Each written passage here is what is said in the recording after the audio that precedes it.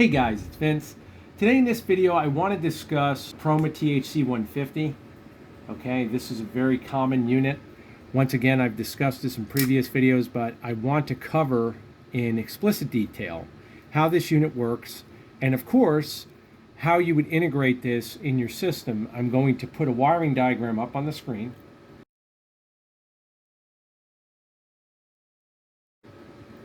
And then I'm going to show you exactly how this unit is to be implemented. And when I say that, a lot of confusion is in the wiring of this unit. You can see we have up, arc, down, COM, also known as V negative, on your power supply that would be supplying power to your drives. And your 7 to 35 volt, you can see we've got a negative, a positive, and that is for your power supply.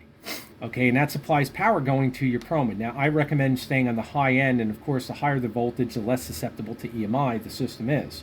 And when I say the system, we're talking about your Proma. So, an easy way to do this, brick power supply. This is 24 volts. It's a wall unit, okay? And you can see how I integrated my switch for an inline switch, so you can actually cycle the Proma on and off, just like you would anything else, and there you go. And you also have a TDK ferrite to eliminate any EMI. Now again, this is the difference when you understand what you're working with. I see a lot of guys just wiring these units in direct and then they just plug in the power pack and the unit's always on. That is not how we do it, gentlemen. Okay, you wouldn't do that with your TV. You want to do it to where you can turn the unit on and off properly. That's the best way to do it so that you're not jolting this unit all the time. It is very sensitive. This unit, and I've discussed this in a previous video with my plasma system, is to be mounted to the base of your plasma cutter.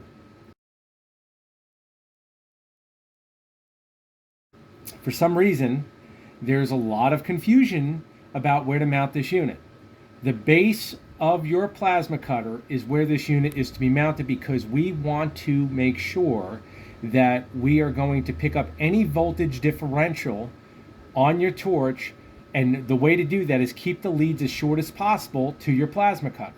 And you can see we have up arrow, we have a down arrow, we also have the up and down arrow here for LEDs.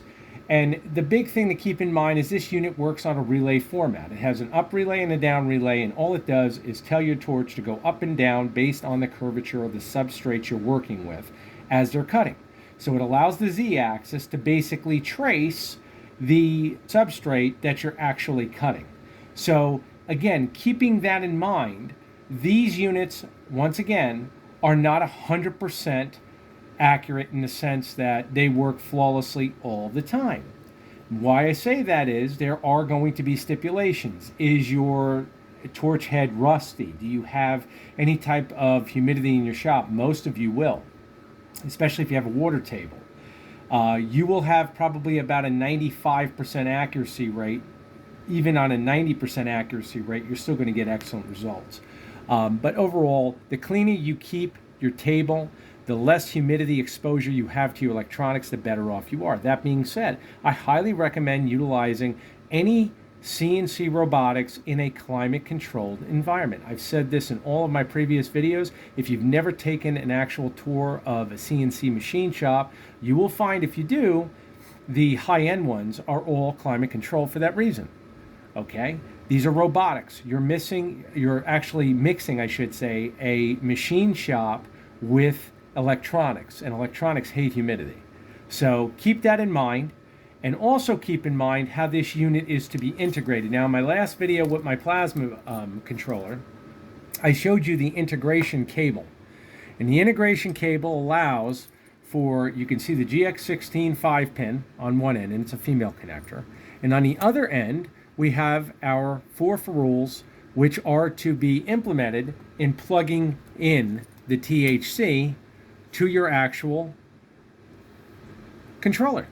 You can see exactly how this works. And again, these ferrules are not only crimped, they are soldered. You can see them right on the end, and flux was used as it should be. So again, cable's built. The cable, of course, allows this unit to be mounted to the base of your plasma cutter. And that's why we use a cable. This way those leads then can be run through the cable to your enclosure where your electronics are. Now, The other area of interest that I get tons of questions on is, do you need a shielded cable for this unit? Yes. For every unit you implement on your robot, you will require a double shielded cable. Not a single shield, a double shield. Why double shield? I get that question a lot. Why can't I use the $18 cable then? Well, we have a high and low frequency of EMI. When you use double shield, use tin-braided copper, and you also use mylar foil in conjunction with each other, it mitigates both forms of EMI. Now, even though your shop may only have a plasma cutter in general as far as an actual high-end producing EMI robot, you also have other electronics most likely in your shop, and those other electronics, whether it be just simple wall outlets, generate EMI. So the real question is, why wouldn't you use a double shielded cable? Okay, if you want to do it right and you want to mitigate any possible interference with noise, a double shielded cable is a must. Now, where does the shield go on the double shielded cable? Another question I get asked.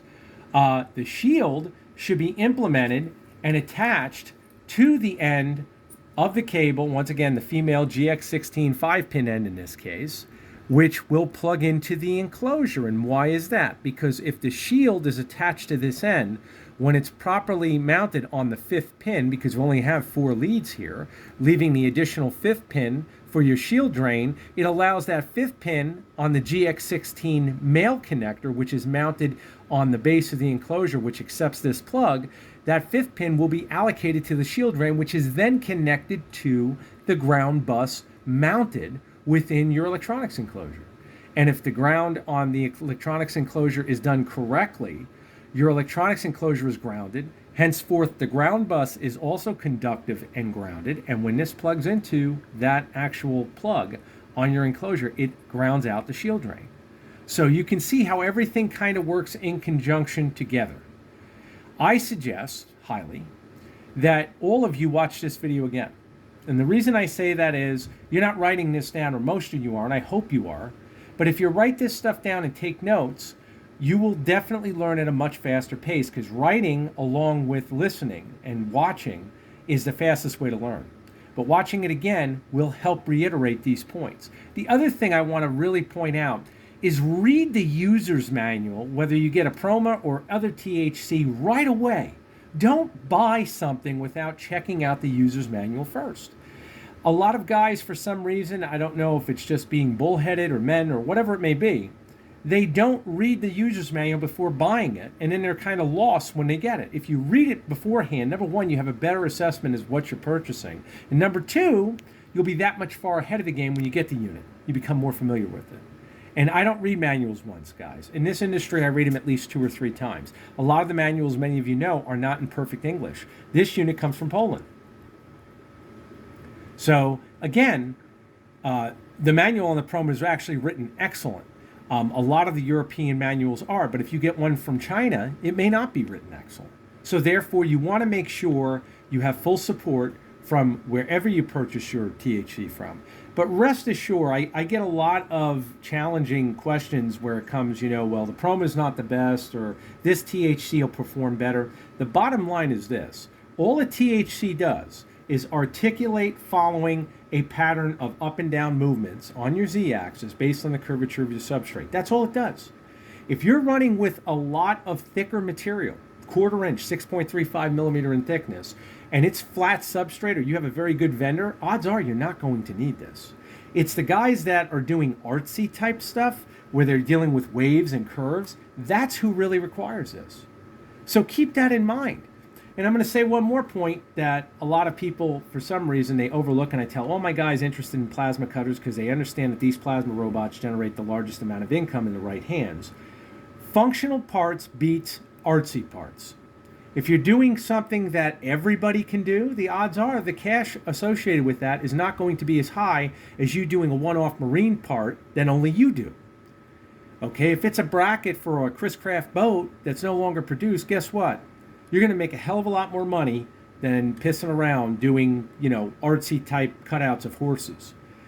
Think before you cut, invest wisely, And I hope that this video has been helpful in alleviating a lot of the most common questions. Once again, I have put excerpts in the video from the Proma's User's Manual, so you can see that the homework's been done for you. All you have to do is implement what's being told in this video, and you can rest assured you will have properly set up and grounded plasma THC controller. Take care.